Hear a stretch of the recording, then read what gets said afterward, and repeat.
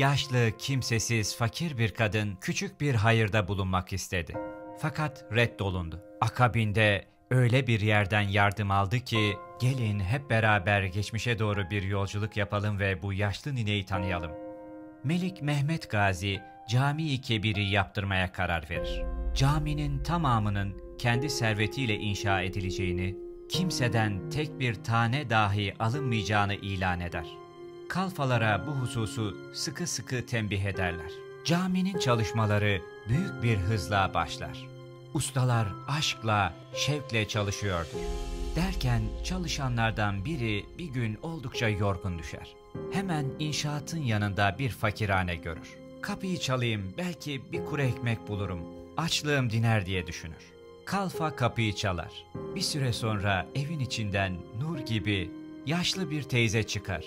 "Buyur evladım," der. Kalfa durumunu mahcubiyetle aktarır. Yaşlı nine içeriye gidip fakirhanesinden bir kase yoğurt getirir. Kalfa onu iştahla yer. Bir yandan yer, bir yandan nine ile hasbihal ederler. Caminin inşası hakkında konu açılınca nine Kalfa'ya şöyle söyler: "Evladım, madem ki cami yaptırıyorsunuz, o camide bir tuğla da benim olsun. Benim cami yaptırmaya gücüm yok. Fakat bir tuğlayla da olsa katkın bulunsun," diyerek samimi heyecanını dile getirir. Kalfa yaşlı nineye bakar. İçinden "Tamam teyzeciğim, ver şu tuğlaları," demek geliyorsa da bunu diyemez. Çünkü Mehmet Melik Gazi'nin emri ortadadır. Cami yapılacak, kimseden hiçbir yardım alınmayacaktır. Kalfa söze girer. "Nineciğim," der, "emirimizin talimatı var. Camiye hiç kimsenin yardımı asla kabul edilmeyecek. O yüzden hakkını helal et, o tuğlaları kabul edemem." Yaşlı kadın "Anladım evladım," der, fakat içten içe çok üzülür. Hayrı kabul olunmadı diye dertli dertli düşünür, fakat tebessümünden eksik vermez. Kalfanın boş kasesini alıp kalfayı da Allah'a emanet ederek içeriye girer. Bugünün ardından gece olur. Mehmet Melik Gazi yatağında ter ve kan içinde kalmıştır. Rüyasında alemlere rahmet, Fahri kainat Peygamberimiz Muhammed Mustafa'yı sallallahu aleyhi ve sellem görür. Peygamberimiz sallallahu aleyhi ve sellem kendisine şöyle buyurur: "Yardımda bulunmak isteyen yaşlı kadını çok üzdünüz. Gidin ve gönlünü alın. Ne verirse de kabul edin," buyurur. Emir uyanır uyanmaz derhal ustabaşını çağırır. Olanı biteni öğrenir.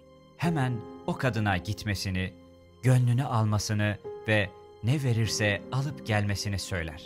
Ustabaşı derhal yola koyulur. Kalfayla birlikte yaşlı kadının fakirhanesine giderler. Yaşlı nine kapıyı açar. Kadıncağıza olan biteni anlatırlar.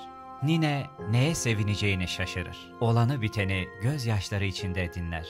Akabinde şöyle söyler: "Evladım, dün alsaydınız bir tuğla verecektim. Bugün 7 tuğla vereceğim.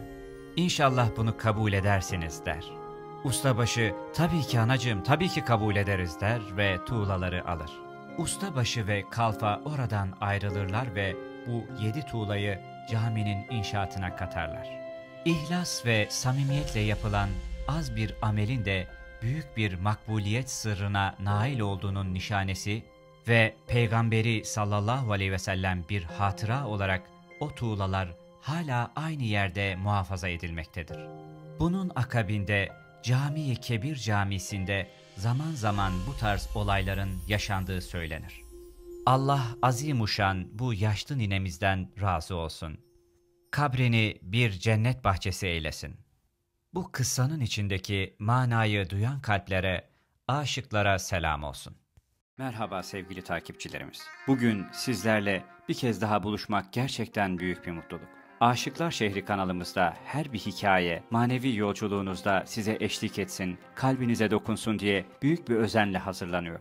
Arkada büyük bir emek var. Sadece ekranda gördüğünüz birkaç dakika için bile günlerce çalışıyoruz. Geceli gündüzlü bir ekip sizlere en güzel, en derin, en anlamlı hikayeleri sunabilmek için oldukça uğraşıyor. Bu emeklerin daha fazla güzel kalbe ulaşması tamamen sizlerin desteğiyle mümkün. Bu yüzden videolarımızı beğenmek, Kanala abone olmak ve yorum bırakmak gerçekten çok önemli. Sadece bir tıkla bu manevi hikayelerin daha fazla kişiye ulaşmasını sağlayabilirsiniz. Sizlerin her bir desteği bizim için çok kıymetli. Bu yolculuğumuzda yanımızda olduğunuz için minnettarız.